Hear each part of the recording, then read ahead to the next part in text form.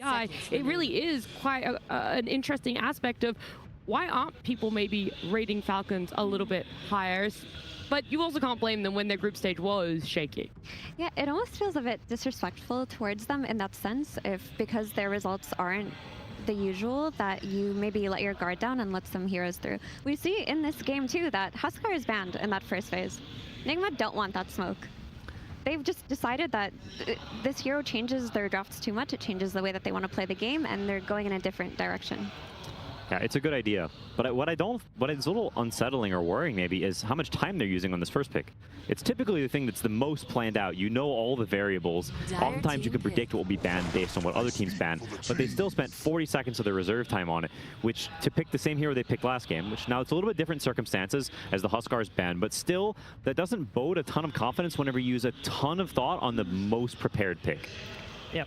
And I would assume Falcons responds kind of similar to the game one. I think Centaur is pretty good, no? Yeah, I would think so. It goes into both lanes, and I think that's like really the main thing that you want to hit with this pick. It's a hero that responds to Nature's Prophet that you can run in both lanes. I also think if you're banning Earth Spirit on first pick, it's a pretty worrisome sign for like the tournament as a whole. Because this hero has shown, they've proven to be so dominant that if you're banning it on first pick, you're definitely banning it on second pick as well.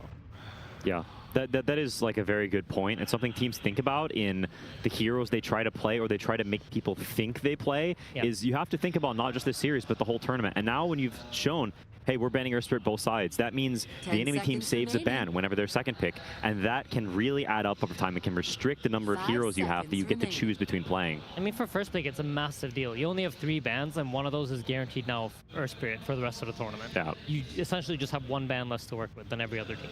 And you've got another issue with the Huskar ban taking up space that you didn't talk about. I do think a big part of why this first pick took so long for Nigma was that they got given the Enchantress, and they got given heroes that they didn't think they would like the Necrophos. You saw ATF walked by you and just yelled, "I'm going to first pick Necrophos."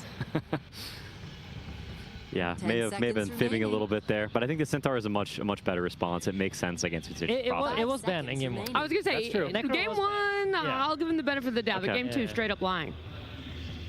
Fair. Unless he meant overall first pick, like if they had opener, that's what he would say. I feel like he would find a way to like move the goalpost a bit. Exactly. Get his I'm a way man out. of honor. Yeah, exactly. He was still telling the truth there. Look, the Enchantress does eventually get banned out by Nigma Galaxy, and completely understandable for Falcons.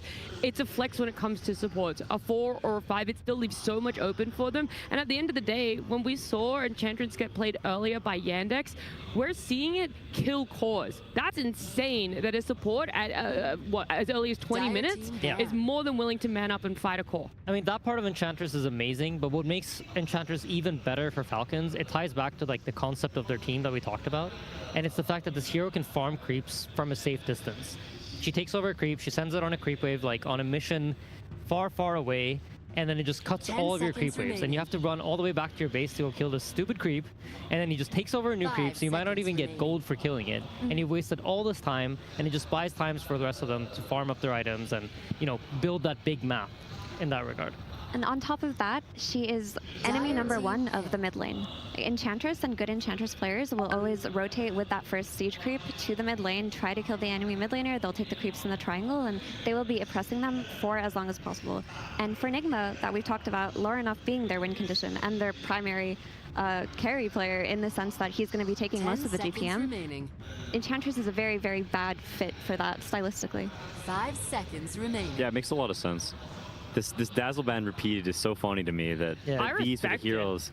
Yeah, I do too, and I think it's cool when teams have a really specific read on like, this may seem like not that important of a hero, it's just a 5 hero that no one else plays. A lot of people think it's trash, but for some reason, Falcons have decided that they think it's crucial to the way this team functions. And I think that is, like, that's what's really cool about some of the best teams, is how they analyze bans and what they feel like makes a team really tick. Because that's what you're kind of doing when you're preparing, is what do we think are the heroes and the playstyle that really makes this team function? What's at the center of the machine? 5 seconds remaining. Yeah, for Nigma, their supports haven't had very big hero pools so far. And in the last game, GH's hero pool also got target banned, and he ended up on that ET, which didn't look so hot. I mean, Bane is something that he's also been running that when ignored in that last game, it's something that they could look towards and then pick a hoodwink for Omar, just anything with kill threat. But I do think it's a very cool concept when without your support, your draft falls apart. Yeah, I was going to say they do leave open, I was going to say a Mirana Hoodwink combo for the side of Nigma Galaxy, but changing it up, adding another hero into the support pool for themselves of a Bounty Hunter. I mean, this hero seems to be the hero of the day. I feel like Team Vision played it. Yep. And Saksa played it. Yep, Yandex and now Nigma's playing it too. So it just seems like probably during these off days, it's been scrimmed a lot. It's kind of the vibe I get. Sometimes this happens where like you get 3 days off, people start scrimming, and for whatever reason, some team starts playing a hero, and then like they're the first scrim of the day, and then it just like trickles into all the other scrims. And they're also playing opposite sides of the bracket, so there's no way that Nigma Galaxy was scrimming up against their Falcons or potentially even like a Liquid or a Yandex. So they might have even gotten it from Vision themselves. Exactly. And then like the whole thing just develops, right? In these 3 off days, and you're like, oh, where did this come from? And it was picked in group. It's not like completely out of nowhere, but the popularity of it, I feel like, is new. 10 seconds remaining. And there's a Necro. I wonder what Nigma are planning to do to really activate the Bounty Hunter, because I'm looking at their draft, and to me, it doesn't make that much sense. Because, like, you're going to track things, sure, and maybe NP can TP in, but your Mirana isn't enabled. Your Bounty Hunter isn't going to be setting up very comfortably on either Centaur or Necrophos. His gameplay is very unclear as of the draft right now. I think for Nigma, it's about setting up their macro. You're trying to set up like 10 seconds remaining. ways for Lorinov to TP in. You're trying to set up for ways for them to play the Vision game, kind of try to play that slow game, and not so much focused on like how do we win the fight, and rather like how do we contest Falcon on the map. I just worry if you can actually play the slow game. Like when I think about the Vision game where they won earlier, where Nature's Prophet Bounty, they were winning because they went ham and they killed a bunch of heroes and they sped the game up like crazy.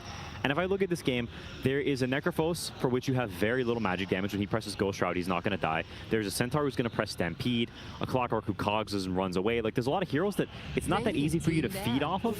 And these heroes have no team fight. Well, I can't say that anymore, but they had no team fight. And I also think, like, if you put a Necrophos safe lane, right, if Skitter plays it, suddenly this Darkseer's losing lane, and you can end up in a situation where you've got a lot of heroes that want kills, and a Darkseer that's farming, and you can't get those. I mean, I guess you can do cool things now. Like, you can stack Ancients on Bounty Hunter if there are no clear kills or map disruptions to be made, and you can just get Ion Shelled and, you know, stand around invisibly. This is very old school Darkseer farming GPM combination. That could be something they do. Yep. And I found it interesting. Nigma's like, they're like banning Sven, and I'm pretty sure the next ban is going to be Tiny or Alk, and then Skeeter's just going to pick like whichever one of them's left over. You think that it still needs to be that archetype of carry the for Skeeter, or could you see him playing more of like a range, let's say a Wind Ranger or a Shadow Fiend or something like that? I mean, I feel like he's just going to play Alk, and like, there's a world in which he plays a Necro. I don't hate that idea. I think if for whatever reason they want to put the Centaur on the offlane and pick Malrine as well, that option definitely exists. But I think this is the cool thing about Falcons. Like when you get to this point in the draft, first of all, you know none of their lanes. And you have to ban 2 of Skeeter's Blink Stun heroes because he's going to want to play one of those.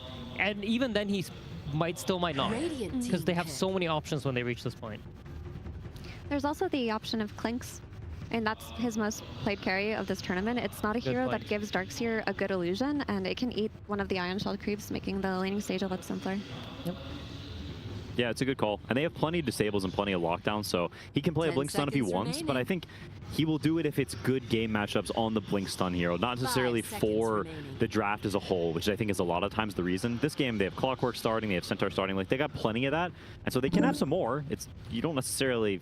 It's not bad. Yeah, but they don't need it. And so it should be, I think this last pick, you're in a situation which you're super happy about, which is your draft is kind of well-rounded already. You got stuns and follow-up and team fight and stuff, so now you just want a good game matchup that scales. They're going to have overall last pick, and like you guys have already pointed out multiple times, flexibility coming out for the side of Falcons, but Nigma Galaxy find a Wind Ranger for themselves here, and so are we seeing Lorinov hopefully go back into the mid with a Nature's Prophet, or... I don't really know. I mean, they have options to decide this for themselves. I think whenever you end up running like double turret heroes, like 2 ranged carry heroes on the same draft, it always presents some problems for you because you have 2 boys that essentially don't want to go in first, and they want everybody else to like kind of do the dirty work and then come in and clean up. And you can have one of those. You actually want one of those most of the time, but you don't really like having two. And Darkseer, in some ways, kind of plays that kind of game too, where he ideally wants somebody else to go in, and then I can blink vacuum everybody and like suck them into some nice situation. So I feel like Nigma right now, they kind of lack, like when I look at their draft, I see a lot of problems like that they might run into. If they play extremely well and they find these like clutch openings, you can absolutely still make it happen.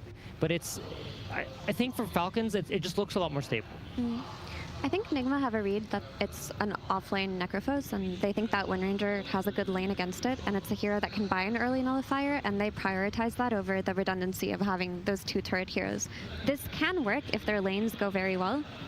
The caveat is, what if their lanes don't? What's the plan B? There's no setup for this Mirana arrow. Getting track kills will not be easy. You're just going to have to outskill. And if you're playing to farm, Falcons would love to be in that situation. Yeah, the lack of ways to set up arrow and then kill combos is very true, and I think it's to the exact opposite of what we talked about, how you beat Falcons. What combos on Nigma Galaxy's lineup really kill people together? You've got a Bounty Hunter and a Wind Ranger maybe, but besides that, does Nature's Prophet work with Potom, Mirana, sorry, or does Wind Ranger work with Mirana? These combos are weird and awkward. Darkseer doesn't help these heroes really. There's no heroes to Shell or to Surge. It's very strange synergy between the heroes. They don't particularly work well together. Well, Falcons ran down that clock literally until 5 seconds, but Insani's call all the way from the ban phase. It's truly shocking. I can't believe he picked one of the 3 heroes that does the exact same thing as the heroes that were banned previously.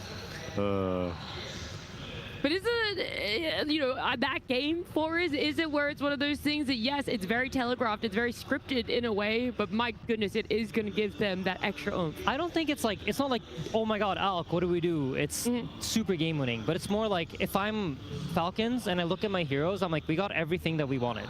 Nothing, like, there's no hurdles for us. Whereas I feel like for Nigma, I look at it and I'm thinking, like, is this truly what they wanted before they came into this game? Is this the draft that they had in mind? Or is this the fact that, like, Falcons presented problems and we try to fix those problems through our draft? You know, now that this Alk has come out, I actually think Nigma have a chance to play for a later scaling and win off of that if they wanted to. Again, it's going to depend on them not getting crushed on the lanes and having the opportunity to play. But had it been a Clinks, for example, the scaling would have been better than both turrets on the side of Nigma. That's not the case now. Yeah, if I'm honest, I think the preparation Falcons Day, whether it be Owie or the rest of the team, they've done a masterclass because I think Nigma has been outbrained and out-strategized in both these games in draft, and I think there's some hurdles to overcome because I think Falcons cooked. Well, Falcons cooking is only one part of it. It's all down to execution as well. And so even though it's difficult, do we think Nigma Galaxy going to live up to that standard? Again, they come in as the higher seed. I think Nigma, to be honest, they proved in game 1 that like their fundamentals were so solid, and I feel like despite them not having like the ideal setup from the draft, they were able to contest to a certain point in the game. And if they're able to do that again, I think at least compared to last game, they have more playability in this game. I think last game it was a lot tougher. This time it's a lot more playable, though again, there are issues that they need to overcome, but it's not issues that you can't fix through skill. I agree. I don't think it's that bleak. I think there's no one hero that's creating a massive problem for Lorinov in particular. So this is a different kind of Nature's Prophet. We're going to see he's going to be TPing in on the Alchemist. He's going to be playing on these side lanes and trying to add tempo to his team, which is going to be the difference maker here. AOI's the GOAT. AOI's the GOAT. Sticking to it. I'm with the birds. I'm with the birds.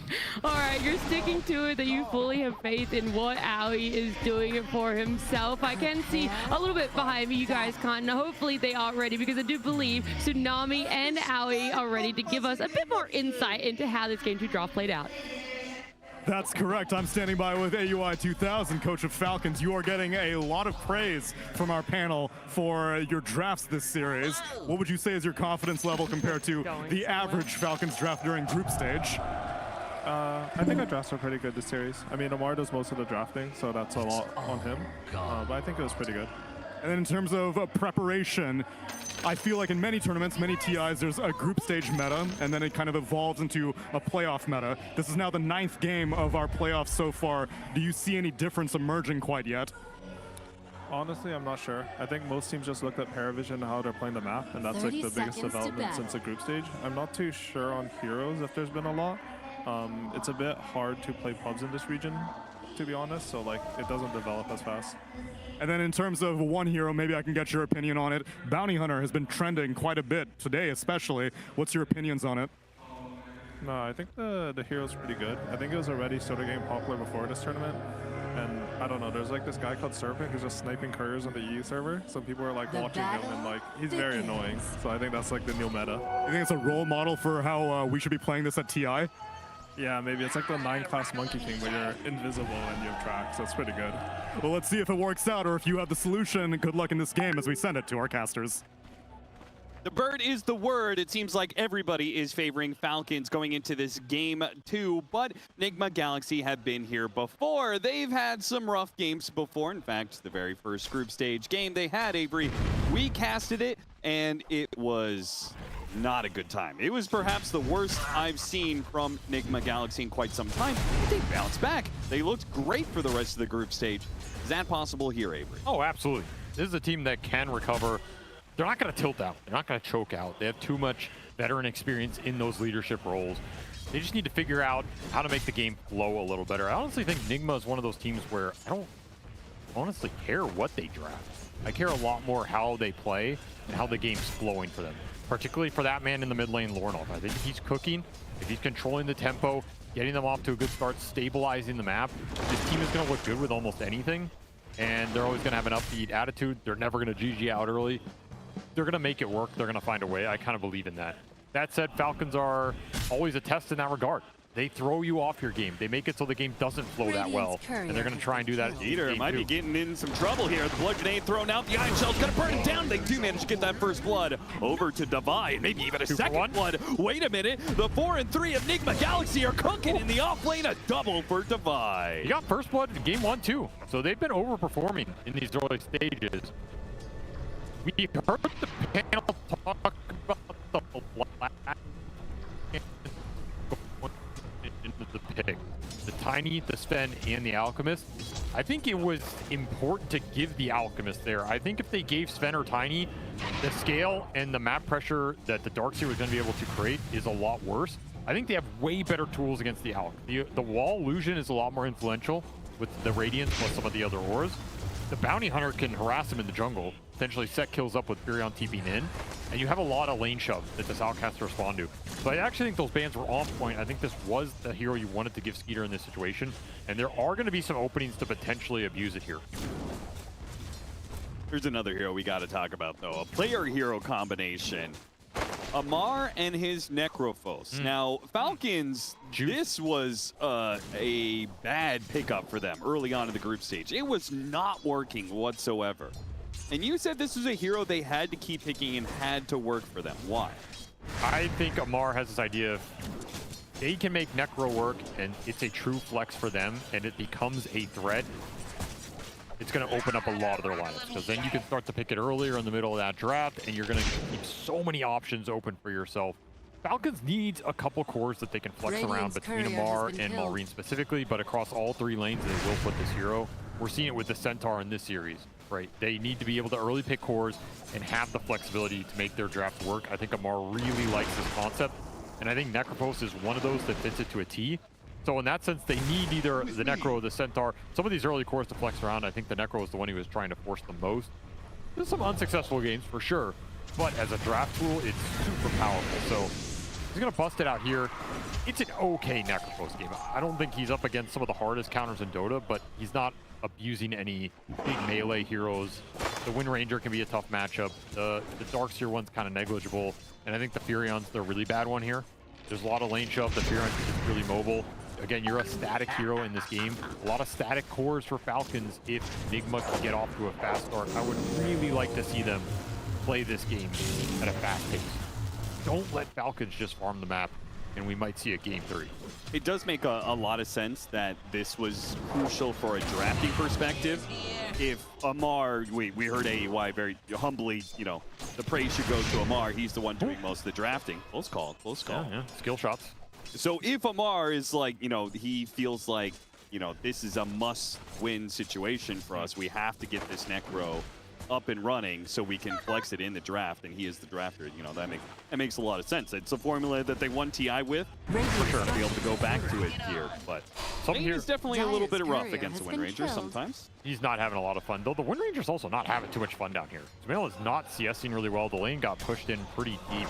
It's this top lane that's really blowing open the laning phase right now. Overperforming on this Bounty Hunter plus Darkseer early on. You do ramp up pretty fast, but they got a lot of extra gold out of that early double kill. And now they're just wave cutting, pushing towards the Helm. And the second the Helm comes out, this Bounty Hunter can roam. You don't really have the best kill threat mid. I'd say you roam into that Necrophos lane with potential Furion ports. That's the real point of abuse here. Falcons need to read these moves and defend them well.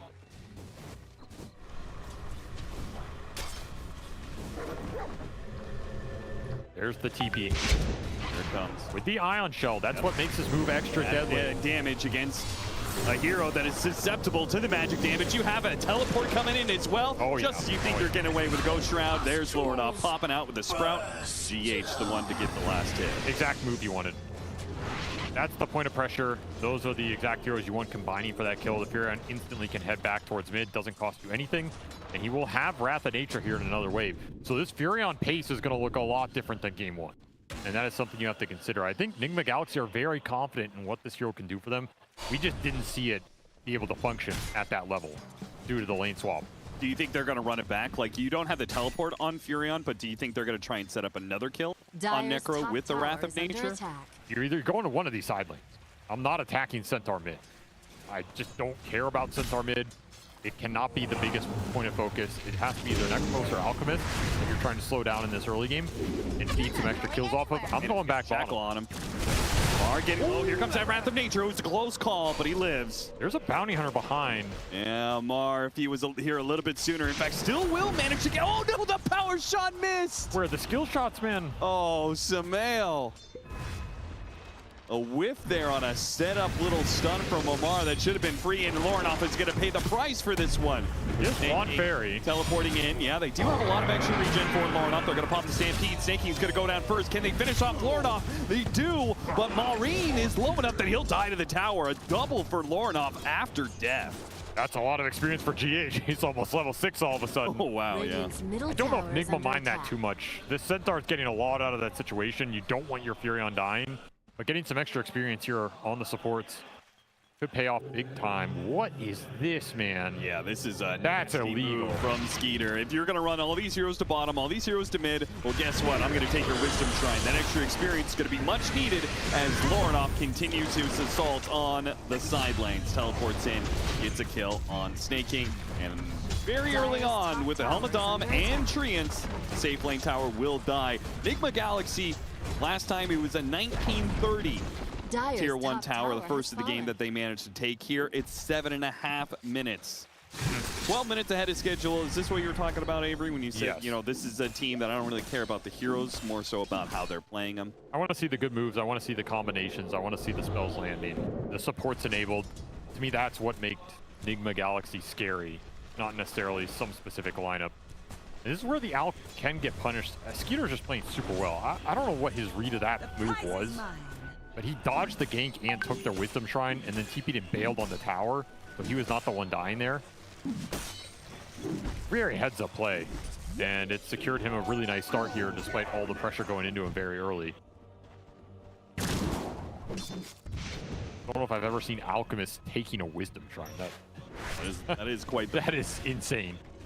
And if he does well enough, right, he can pull Amar back into the game very easily. Not just with the aggression that Alchemist is able to pull off, being a blink stunning hero potentially, but also giving away an axe to Necrophos later on to the game. There's a lot of axe to pull in this game. That's some extra scale. Nigma, they're going to continue to hunt bottom. They have connections with the power shot and arrow down here. Trying to set up an arrow, does manage to land. Level 3 Starfall. Yeah, they got it. Plus the Wrath, yeah, you definitely have it on that. But it is going to be a Reaper Scythe kill potentially. Wait, Amar's not level 6. Okay, they get it with the Stampede at least. Now he's level 6. Still worth it though. You're just getting experience for the Bounty Hunter. Once more, GH's mega high level off of the extra experience mid. You have some extra damage to play with here. Not a bad start for Nigma Galaxy. The Alk is quite farmed, but you did shut down the Necrophos, which I think was important. You had to pick one of these, and you're getting your supports online. This 10 to 20 minute mark is where the game can be scary for Falcons. You have to limit the damage, just try and get through this period, get to the other side where you're going to start to farm up, take advantage of the Alk's net worth advantage, and kind of just win fights off the back of Skeeter. That can be dangerous, though. When you look at the actual 5-on-5, who's going to deal damage to set up a Reaper site? Only the Alchemist. He gets kited or dealt with. Another quick pick off. Into Arrow, snaking. He falls. And Omar's even still looking at a play mid at the exact same time. He's low. Mid tower ramping up. Maureen, he's going to regen up a little bit here. Gets pulled back in, though, by the vacuum. Look at the double shell. And all he could do is double edge and hope that somebody can help him out. Unfortunately, Falcons are all split up. To help mid Maureen. What a difference in this game versus game one. The pressure the Furion's been able to create on top of the extra roam, the towers. We're going to see 3 tier 1s dead. Almost 7 minutes before we saw 1 in the last game. To me, this is why I wanted to have Furion. I think it just flows better for them. Or if you're going to play the safe lane Furion, Sumail plays it fine, but then it can't get cheesed out of it. You just can't have this hero get cheesed. So 3 tier 1s dead. Last hit to the Furion. What a move this could be. A double invis support duo set up. Here comes that arrow. Lands perfectly. Starstorm and the power shot. Sumail takes the last hit. The Wrath of Nature comes through and takes out the neutrals, leaving nothing behind for Amar. This is getting scary for Falcons. You can bend, not break in this game, but you're being broken right now across the map. You have no response to the Bounty Hunter ganks, and he has the extra damage with the Ion Shells, with the Wrath, some long-range artillery connection between Arrow and the power shot. These kills are just surprising Falcons. In some ways, I think the panel underestimated how these heroes are connecting. Nigma Galaxy able to keep the momentum flowing. Got a 4,000 net worth lead over an Alchemist lineup. Now, this is an Alchemist that hasn't really started cruising yet. But he's not gonna... This version of Alk is not like the old ones where you just get Radiance, you run in the fight, and you're a god, and no one can touch you. You can die in this game. You probably need Radiance Blink BKB to really just chat up and 1v5 it. You will have a strong BKB timing. Wind Ranger does have a good matchup against you with full Mjolnir done. Can bring you down, so there's threats to Skeeter here. And he's sweating a little right now. He's getting harassed in the jungle. He's worried about where the threats are. You can't afford to die right now in this Alchemist. Now you're getting tracked. You're thinking, man, am I going to get TP'd on? Is there a smoke gank going into me? You have to keep the farm rate up. All of these little, like, look at the little time that's being wasted here. This is annoying for him. Yeah, Devi is actually taking the camp right in front of him with the Helmet Dom creep with an Ion Shell on it. Very efficient. To me, this has been the greatest strength of Bounty Hunter at this tournament. It's a hero that can really disrupt farming patterns, give you a lot of information advantage. Not really even about what the hero is doing itself. It's just, it throws teams off their game.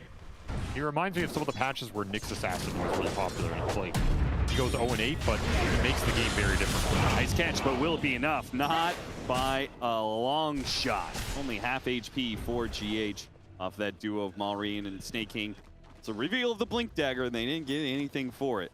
They're going to have to smoke it up here. They do have Radiance timing on the Alk. They have Macro Pyre plus Hookshot to throw into a Centaur lead off. They want to connect to the Wind Ranger, but Sumail's already shoved the wave into the tier 2, into Amar, and will retreat back to his own tower. A tough smoke to land. Again, the Bounty Hunter's giving so much information right now. Yeah, he's behind the tier 2 mid and saying, there's nobody around here, guys. Radiant's middle They're doing something. under attack. Does Sumail still get caught by it, though? The smoke's going to break. Maureen spots him. Windrun can't get far enough away. Hit by the hook shot, leading into the ice path. Push him into... Oh, that's a beautiful Cogs hit. That'll keep him inside the Macro Pyre. He's dead. Nigma Galaxy are going to try and get a punish here. The teleport in from Lornoff. No stuns available. Nothing. They all teleport away scot-free. That was a weird response. They TP'd the Darkseer super late. Lornoff wasn't sure if he wanted to just man up there. Great Cog bounce, though. That Wind Ranger survives if you don't stun him and slow him down in that macro a little longer. So well executed from Falcons. Not an easy smoke to land with a lack of vision on the map. It's time for this Alchemist to push towards that blink where he can start to get more active. Just looking at how fat Devi is in this game. It's going to be a fast pipe. That makes it harder for Amar to come into these fights and clean up some easy Reaper kill. Yeah. This is bots first. To me, this signals doesn't even want the second Radiance in this game.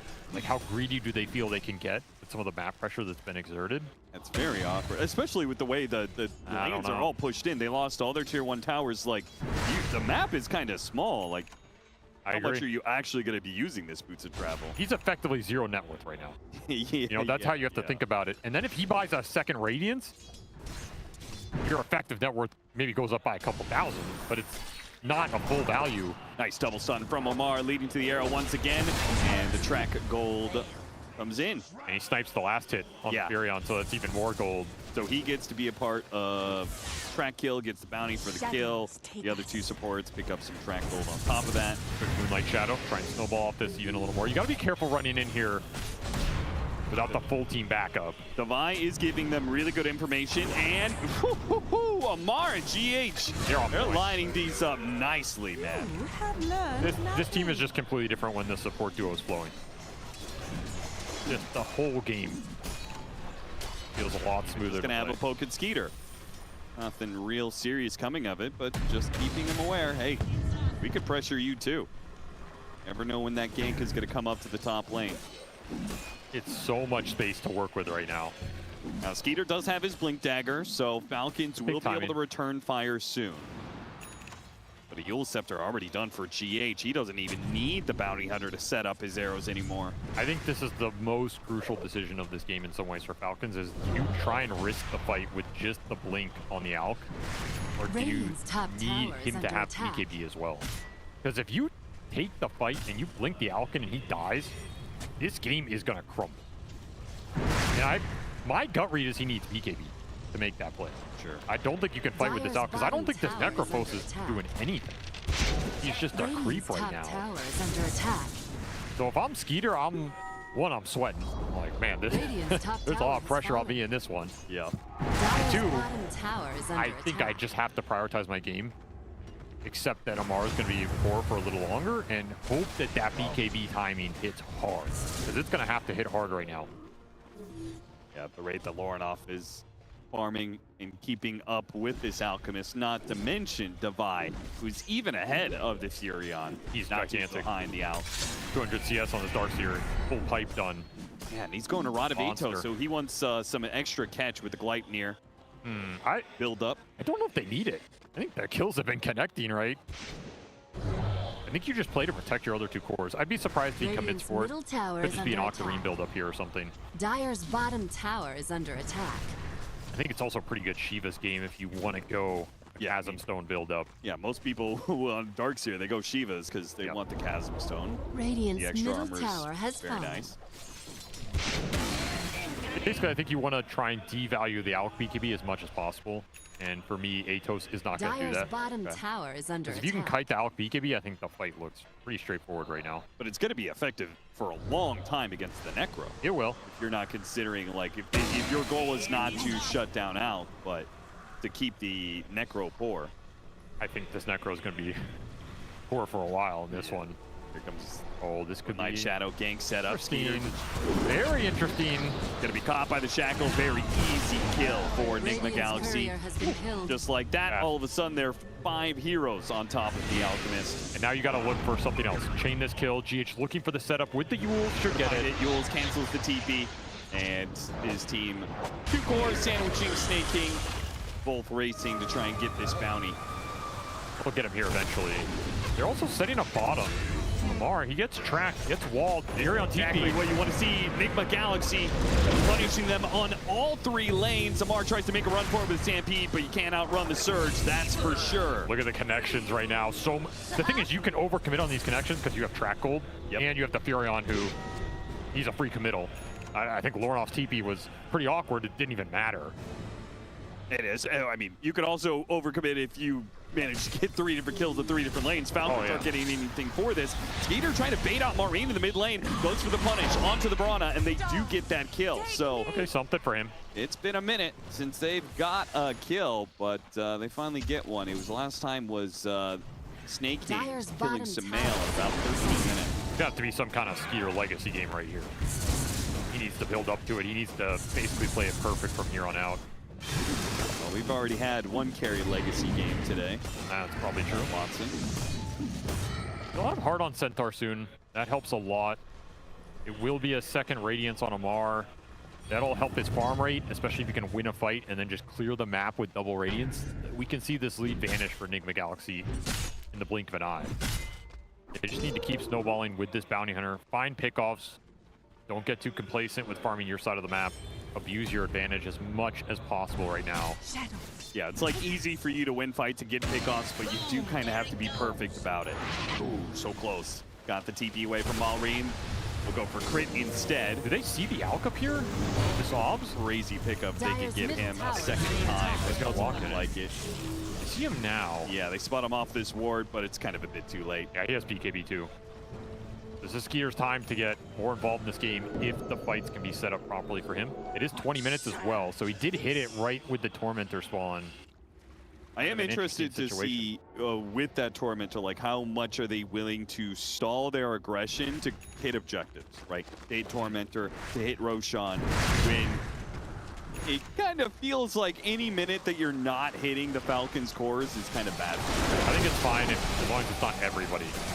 I don't want to see 5 heroes hit this Tormentor. 3, 4, perfectly fine. Gets done pretty fast here with the focus fire. And get a free shard here. Some extra invis for some heroes on the map. Yeah, could be spicy and setting some of these extra kills up. You never know. Yeah, especially with Falcons being behind. Just means the supports don't really have the most net worth, may not be able to, certainly not going to be able to buy a gem early on, and maybe low enough they can't afford all the sentries. This is a nice timing for Falcons, though. That's that BKB for the Alk and the Heart for the Centaur. So their tank just went up. Their ability to stay in the fight just went up considerably. Oh, a little sidestep there. Hookshot does not land on Omar. And the smoke's coming through. Comes. They're committing the Alk into the play. Pivotal moment for Falcons in this game. They really want to find the connection with one of these cores. With the Furion, that would be ideal. Real patient right now. Nigma Galaxy might smoke into them here. Gonna break with the bounty hunter.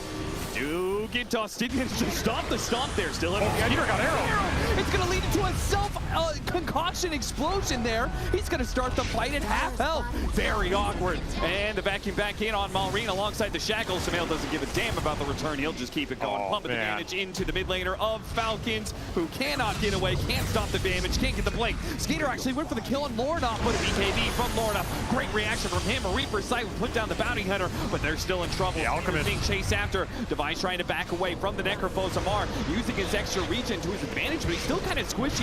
Hit by the Yules, hit by a power shot. Look at it, down he goes pretty fast. They go back for Lorna though. Hit him with the managed the unstable concoction, trying to focus it down, but Lorna, he just won't die. Crit all in to try and get the kill. Throws a blood grenade, but it won't be enough.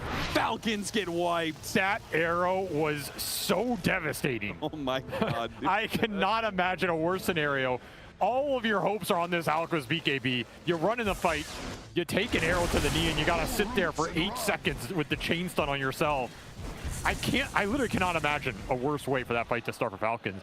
And then you could just see the second guessing of, are we still supposed to commit? Are we supposed to get out? Are we going in again? It was so chaotic. That's never a team fight you're gonna win when you're so indecisive like that based on how it started. Can you imagine Malrine's perspective? He's like, guys, I got them to go on me. I'm a Heart Centaur. Like, he's doing his job. Dream. Where's my team? He attracted so much attention. He even tanked the focus fire, which is pretty much what you want here if you're Falcons. You did get a Reaper kill. As much as you can hope for. It's on a bounty. It's not the biggest target, but you're not going to be able to Reaper the BKB Furion. The Wind Ranger's playing on the outskirts of the fight. Here you re-engage. This is just, it's not the ticket. Now you have to get out if you're Skeeter. You have to kite. You get your Reaper kill. Are you bailing on this fight, or are you sticking around at this point? And Amar's going in, Skeeter's going out. A crazy commit from Amar. Maybe he feels like there's just no way out of this fight anyway, so you just gotta full send it. Sure. It's just... the fact that they go back in for the Lornoff kill, commit 2 heroes to try and get this, fail to do so by just 100 damage. Nigma Galaxy very happy with that team fight win. That's gonna break this game open. A lot of track gold on top of it. You win those team fights with Furion, you're feeling real good. Now up to an 11,000 net worth lead. They do have a Furion, they do have a Bounty Hunter, so they do have some ways to generate gold. They're also against an Alchemist. An Alchemist who's fighting against a gold lead rather than having one. Not a comfortable position to be in. I think GH finished ads off of that. That's huge. He's going to start to increase his own farm rate and scale in this game. He's level 15 as well. Wow. GH is just a beast. I don't know how this guy is so good for so long. But shot in, a little focus fire again. Funneling. Are they intentionally funneling all of these kills to Lornoff? They're leaving it for the Wrath to come through, and he's purposely getting the last hit, so it's extra assist / kill gold, I guess. Track gold for everybody else. They're playing towards their win condition. Get this Fury on fat. Let Wind Ranger assassinate somebody. And then Darkseer just keeps everybody alive. Bounty Hunter starts to fight. It's all coming together here. Falcons just a little lost on the map. Unsure of how to deal with the Bounty Hunter pressure in terms of the information. Afraid to shove the waves. I think that is the biggest factor in this game too. They're a little tentative to get these lanes out deep. And it means they're getting forced to their side of the map more. The farm is overlapping. We're not seeing Amar recover in this game because he has nowhere to go with bots Radiant. You build bot Radiance and this tier 1 bottom is sitting there. I don't think he's been across the river in 10 minutes. And this is the intangible effects of the Bounty Hunter plus the Furion global threat really causing them issues here. The Galaxy starting to take this map over. There's a Daedalus for the Furion. Nobody can challenge him. You might just be able to force the Roshan right here with a quick focus fire play. You really feel confident. AC for the Alk is big. Yeah. And it's another big timing for Skeeter. But he has to do something at some point in terms of turning this game around and bringing his other 2 cores back in. Well, it is very easy for them to get a chain stun combo, right?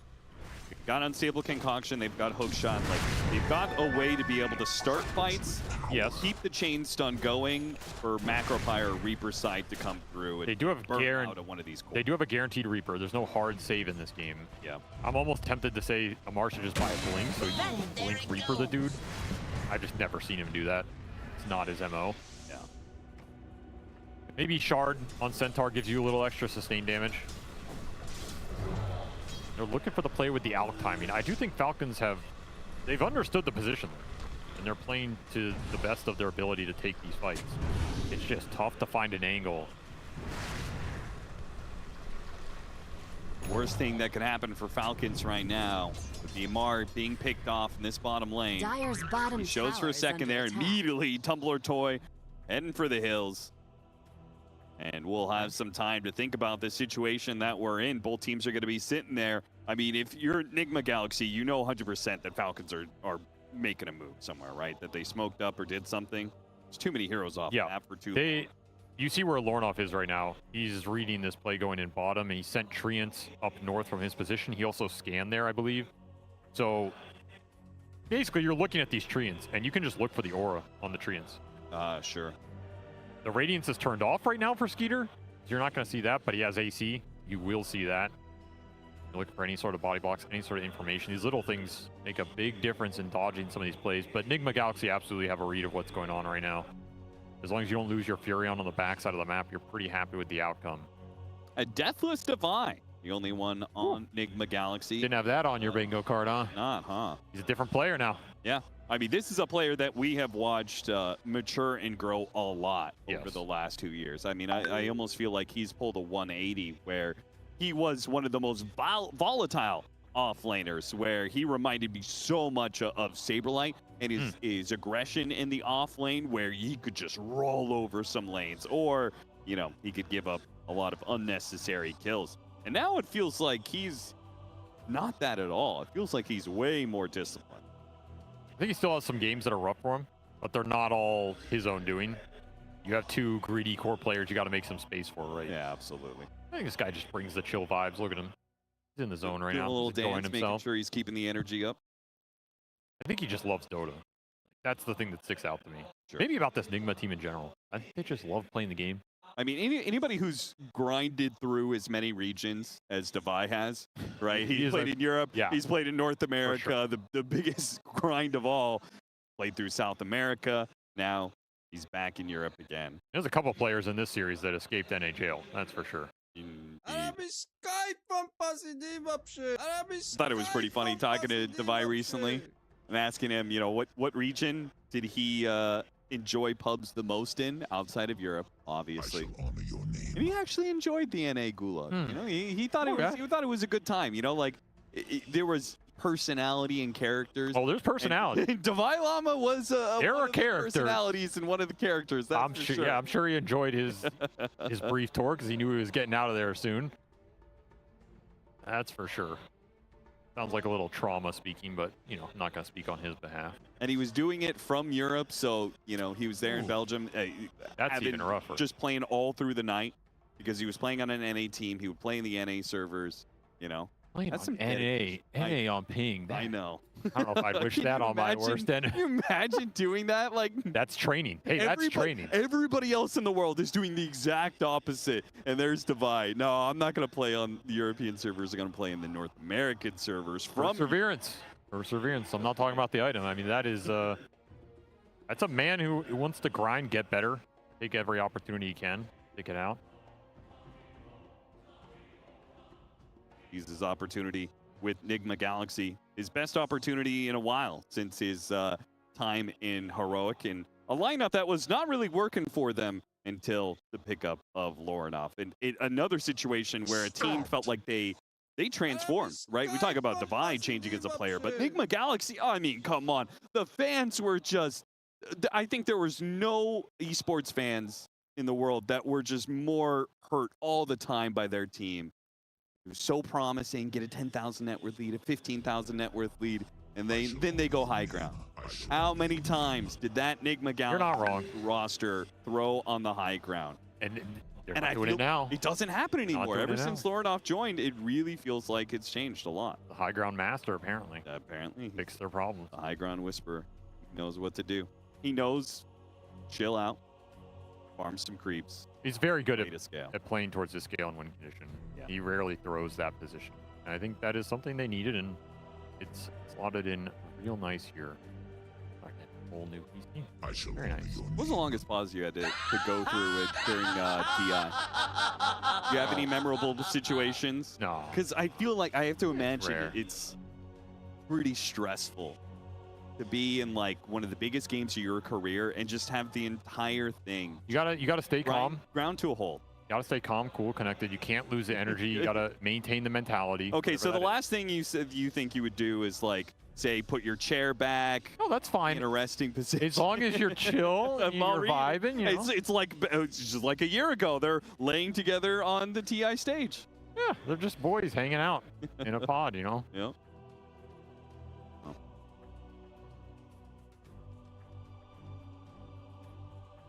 As long as people don't start to despair, you're happy in the pod. You know, that's all that matters. The despair in the pod. As long as no one's freaking out, going crazy. Did you ever have anybody freak out? There was a couple times where someone really, you know, bathroom emergency. You're like, come on, man. Yeah. Why did we take like, care you don't of think this? it was a real bathroom emergency? No. You think they were just like overthinking it? No, it was real. But it's like you gotta prep yourself for a series, right? Sure. Okay. You don't want to come out of that booth and some guy was like, oh, I could think about that entire game. I think also a lot of these teams, if you look at the history of Dota, the teams that are playing now, particularly these guys in the Falcons booth, I look at Snaking and I think what Tundra developed in their TI win that carried over a lot of their teams in terms of the communication. I think OG kind of solidified how much comms matter and did it in their way. Yep. And then Tundra said, we're going to take that idea and make it professional. Not that OG weren't professional, but like as concise as possible, as clear as possible, get rid of all the chatter. Right. They're not chat wheeling. They're not doing that nonsense. It's just straight comms. And I think that's carried over into this Falcon squad, talking to AUI, Snake King, Crit. Their comms are very discreet. No messing around, no bad information unless they're just trash talking and the game's over. Sure. And I think you see that in a lot of modern teams now, catching up to that, streamlining the communication as much as possible. Back in the day, people were just shouting random stuff, man. You're going in the middle of a fight, some guy's yelling, drop your stick, and you're like, what is going on? It's crazy. Like, it's just, you think back on this, and it's silly how far behind you were. But that's the progression of a competitive landscape is, things are always progressing, whether you realize it or not. And you better work hard and hope that you are on the cutting edge of that and you're not falling behind. Who are the biggest yappers of all time, Dota history? Because I'm already thinking, imagine a team with these two players. Ready?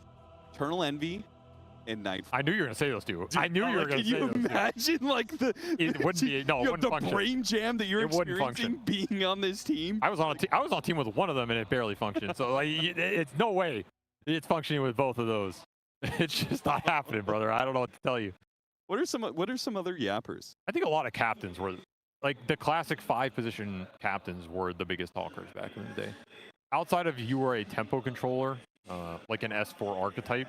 Yeah, those were also the big communication players. Honestly, Snaking was a yapper back. He was, yeah. Yeah, he really was, and I think he's still a very communicative player, but maybe he's taken a step back. I think he talks less as a support than he did as an offlaner. Yeah, as an offlaner, he was crazy active. And I think offlaners in general tend to talk more. They're the, you know, they're I mean, you have to. You're very often you're the archetype for starting the fight. Sure. Right? You have to be able to tell your team you're starting that fight. Well, I also think their perception of themselves is they're just the bad boy on the squad. I'm like the renegade offlaner, you know. I'm the real carry in this game. Someone's got to do the heavy lift. No lane, no net worth, just a blink dagger and balls. Let's go. That's how it was. I think back to, you know, players like Mind Control was a big shot caller. ATF is obviously a huge shot caller. Yeah. It's just so many classes. Seb, the archetype captain from the offlane, right? Yeah. Okay, so you said something very interesting recently. You said that you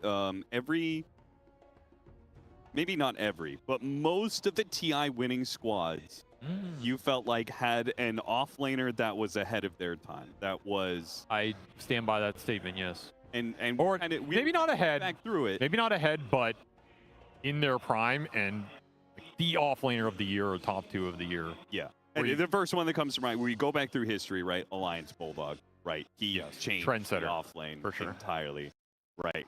Going how long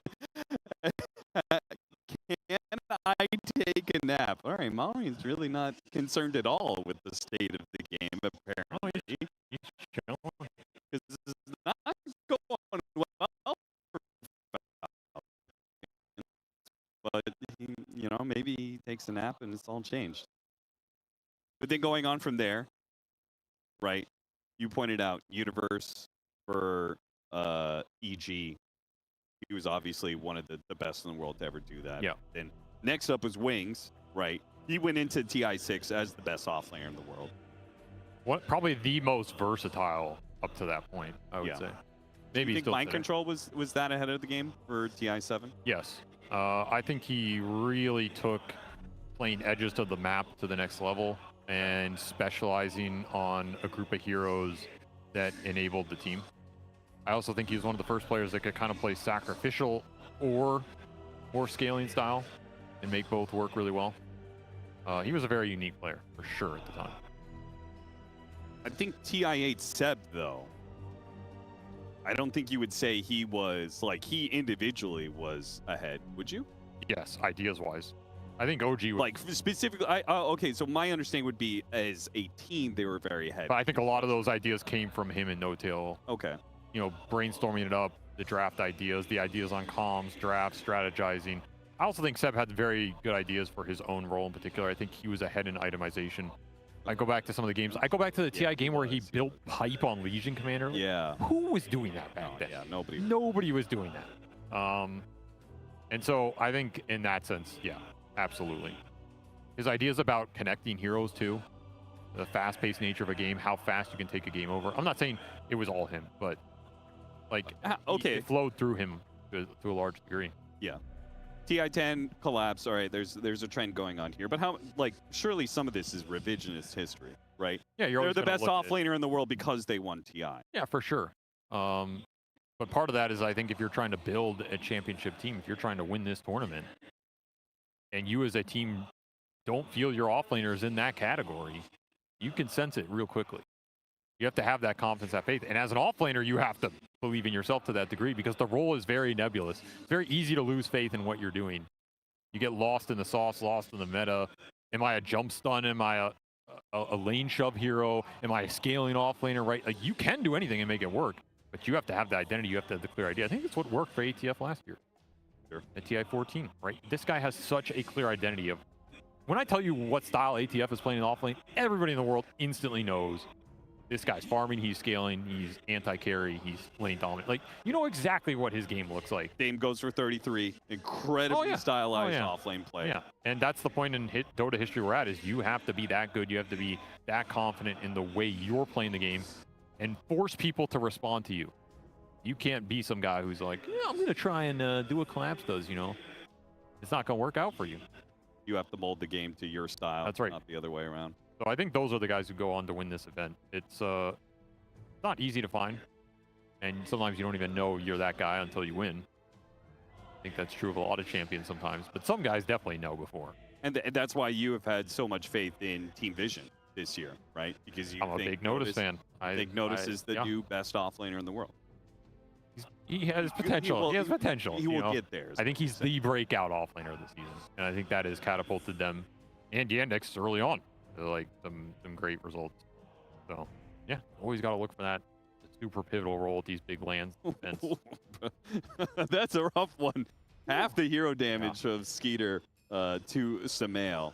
A little different there with the Alchemist, Wind Ranger, but obviously that last team fight, that was a pivotal moment for the Alchemist to be able to shine. And, well, he did the exact opposite of shine. I will say the biggest thing, it looks like we're getting close to coming back here. When you come back in from this pause, one, you need to reset the energy to where it was. You don't want to be too lax. You also don't want to, you're hyperventilating or whatever. Obviously, that's less likely. All right, you got to bring that energy up. I'm kind of freaking out right now. No, don't be freaking out. I'm hyperventilating. No, you got to calm down. You talk me through it. You talk me through it. You got to calm down. Give me an example of what like you as a captain are stepping in and telling your team. If I feel like the energy is too low, which is usually the case coming out of a pause, you need to amp people back up a little. You need to say, hey, let's get focused. Wake up. Maybe you can yell at people a little. Snap at them. Hey, look at me. Let's get back in this game. Remind us what we're doing. We're making this move. We think they're here. We think they're going for this timing play. Let's regroup. I don't think it's ever bad after a pause to just kind of reset. Have nothing happen for 30 seconds and then go for something. Okay. Because a lot of times something bad can happen to you because your mentality changes a little bit. Your feel for the game shifts a little bit, right? And you just want to reset that. The same for both teams, though? Their it feel is. of the game is off. So why don't you just, But the thing is, Falcons are behind here. Ah, okay. Right? They have less to lose. It's not worth it. Yes, they have less to lose. So Falcons, they might just try and You already see Lord off. He's drawing the circles.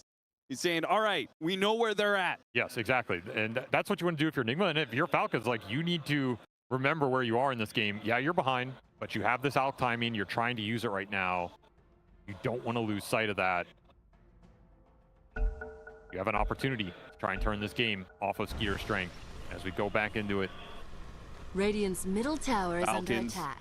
with the smoke expired, they are going to back out of their aggression. They have a ward that they can go back to here. Dire It's a nice ward, structures are but fortified. for now, they're just going to back away, farm up.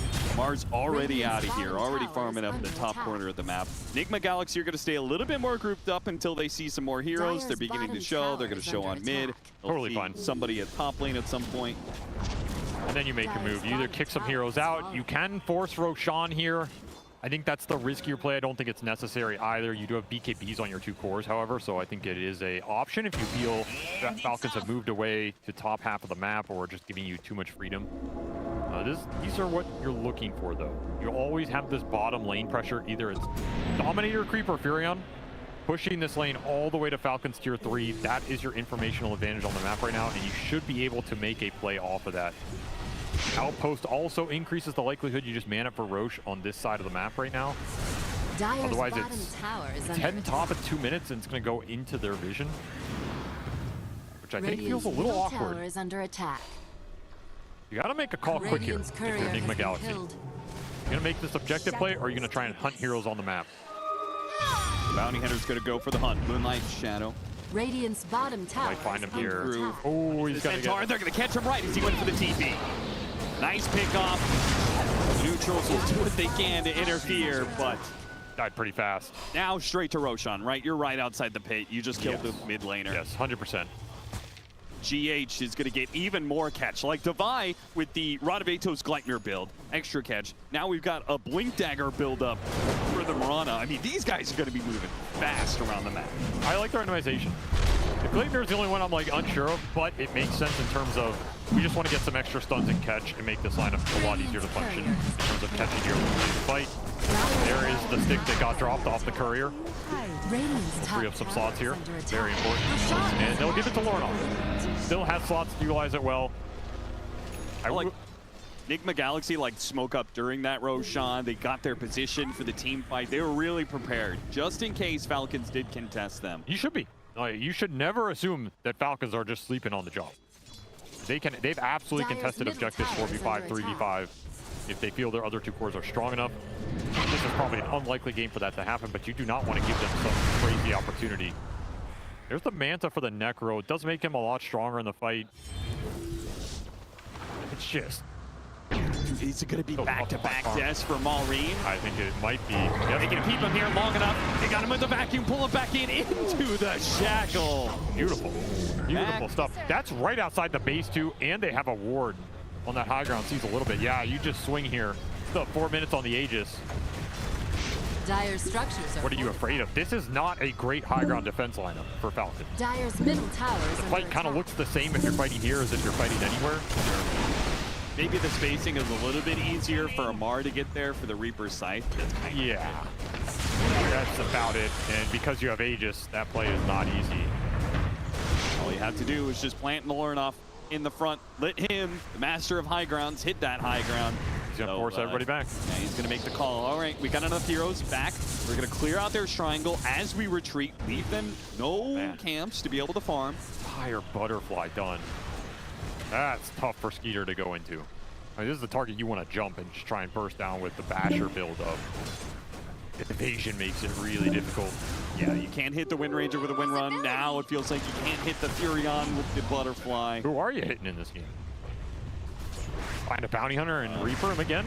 It's not going to win you the long haul. Maybe hit some more neutrals until you maybe hit the enter button and GG. That was a nasty shackle angle. Nice little catch and more gold for Lorna. Dude, I don't know how he keeps on getting these Wrath of Natures. Even when it looks like Nigma Galaxy is not trying to give it to him, he still snipes it every time. He is fat. Very fat. His net worth counts more for the Alchemist. 42 damage. That's how he got the last hit. Hey, give it to the man. He knows what he's doing out here. He's about to complete a Hurricane Pike after that Butterfly was complete. It's just 1 minute an item, another minute another item. Nice Vlad's pickup. That's a cool idea. Just get more team fight. Are Falcons really going to try and jump the Furion up here? They're going to try. They're going to go for it. Wild. It seems like not a great idea. They're still going to follow it up. Drop the wall just in case. Lornoff's going to battle this out. He's not worried about this at all. He's got an extra life, and then he's got a BKB he can slot in. So that Stampede from Falcons is going to have to be used to just retreat. And Nigma Galaxy, they stick around to take this tier 2. Lornoff's coming back for it. Why not? Well, they just for 2 minutes here should not be afraid of forcing objectives. And you should keep this pace going for a high ground hit with the last minute left on Aegis, right? I don't think you have to force high ground with this Aegis. You don't have a banner or anything. Makes it a little more difficult. I think you'd rather just choke the map and look for kills. That's what your lineup's designed to do. GH. Got the Yule set up into the arrow. Crit. He's going to be stopped so we can't get the hook shot in. Damn it. Oh, man, that Aghanim Scepter combined with the Wrath of Nature. Now maybe they get snaking as well. Divide fishing for the vacuum. Hits him with the Gleipnir. Now pulls him back into play. And Lornoff delivers the damage. It's just too easy. A 1-2-3 and a lane of barracks for Nigma Galaxy in a game 2. GH destroyed it. It absolutely destroyed it in combination with Omar. They found so many just clutch little two-man pickoffs with a Furion connection. Set this game up beautifully. And this is going to be multiple lanes. You can buy the Necrophos here. I just don't know what he's doing in the fight. This has been a very impotent game for Omar. We're probably going to see him on a different hero in this game 3. Yeah, impotent Tried game to make it work. Falcons all around, right? I mean, it feels like nobody has really done anything. They've got 5 kills. They're threatening Megas. And the Centaur got caught on the TPGH again. He just keeps racking them up. He'll keep tracing him. Maureen. Would have to do some crazy juke in order to get a 3-man wall mid. GH is just going to keep following them, and yeah, they're actually going to fight this up a little split off because Sumail left. Is it possible for them to win this mid fight? Because Maureen is certainly going to be dying up here in the corner. They can at least get one kill. The bounty hunter is going to be going down. Maureen is finally going to fall with a Sprout. They chased after Devi.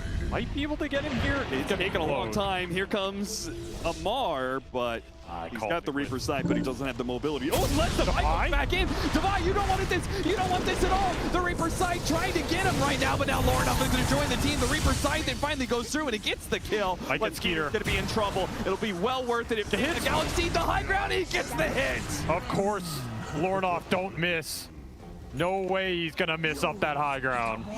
Almost level 25 and ready to rock. A high ground hit. GH is gonna set up the kill on Amar. Perhaps the arrow does land. Look at the Starstorm damage raining in. They finish him off. Does manage to use the shard there to get some distance, but Lornoff putting the damage on him. Amar cuts the trees. Very swift. Gets back to the fountain, but you can retreat. Your buildings cannot. Lornoff, they'll get the tier 3 before they back away. They'll respect the fact that Falcons, they could still fight this potentially. There's no reason to do this without Devi. Don't know the Alk buyback status. He didn't have it there. You just have to assume because he's an Alk. Yeah. A little worried about getting turned around on. They got the Wisdom Shrine for Lornoff, so that is level 25 at 35 minutes. He's got the upgraded treants. It's all but guaranteed they're going to get Megas at this point. It's a lot of map pressure to deal with. You can maybe get 1 or 2 more items here to try and stem the bleeding, turn the tide if you're Falcons. And you have to land a big Reaper kill. I think you have to be able to Reaper kill the Wind Ranger or the Furion at some point to win the overall fight. Interesting little creep trap here. The neutrals in the tree. Okay. Why not? Think about what you've done. Like that one has the high ground though. It's easy to look out. All right, well, Nigma Galaxy, I mean, you got stalled out by Falcons in game 1 where they played for Roshan. There's no reason why you can't return the favor to them. The 24,000 net worth lead. You can wait a little bit for Aegis, collect that extra life before you get Megas. You even have Wind Waker completed on GH, also level 20, so the Starstorm damage just increased, and he has a save for the Reaper. Omar's got a save for himself with an Aeon Disc. So when he's scouting out these heroes, Falcons can't even really set up a trap and punish him too easily. Now, fight's just becoming more and more difficult. Anything Falcons are picking up that... They have Nullifier on the Alk. Okay, so... That is something that allows you to potentially just all in that first target off the chain stun. Even through the Wind Waker and some of these defensive mechanisms. I do think it's the correct purchase here from Skeeter. It's just going to be difficult to connect everything on the target you want. Again, you have to find the Wind Ranger or the Furion at some point to take some damage out of the fight. Wind Ranger might just kill Skeeter straight up. Sumail has a full Hydra's Breath.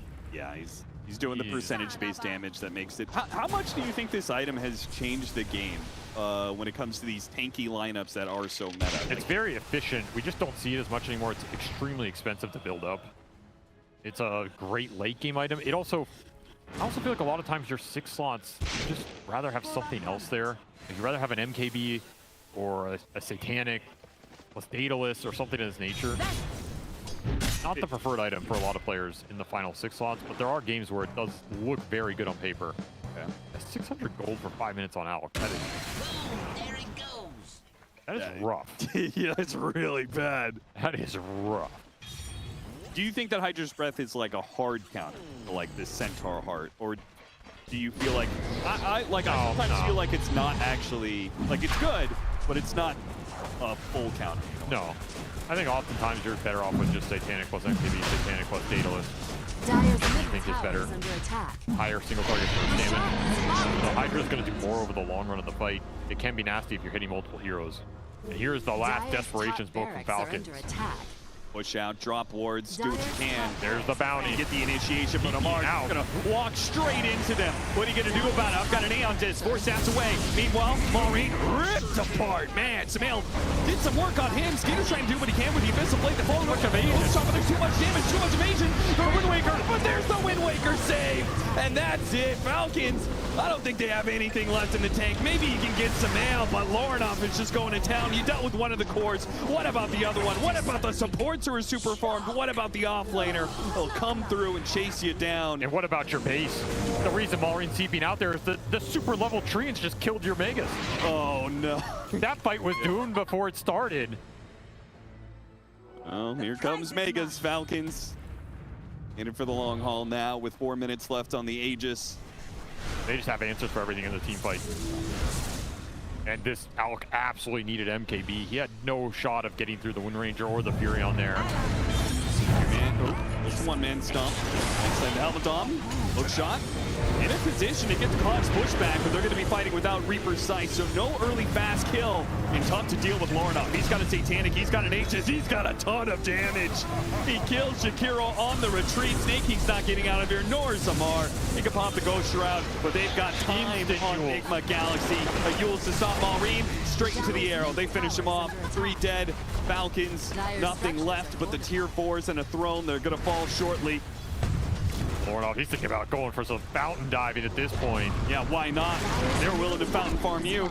Turn it right back around to Sprout into a shackle. Easily set up. The little 1 or 2 man combos here they've got. That's over. Skeeter going for the kill, but they're going to call GG before Skeeter is even dead, and we will see a game 3. 2 extremely one-sided games between these two teams. What is a game 3 going to look like here? I'm very hyped this is going to a game 3. I think this game 3 could absolutely be a barn burner here. Why is that?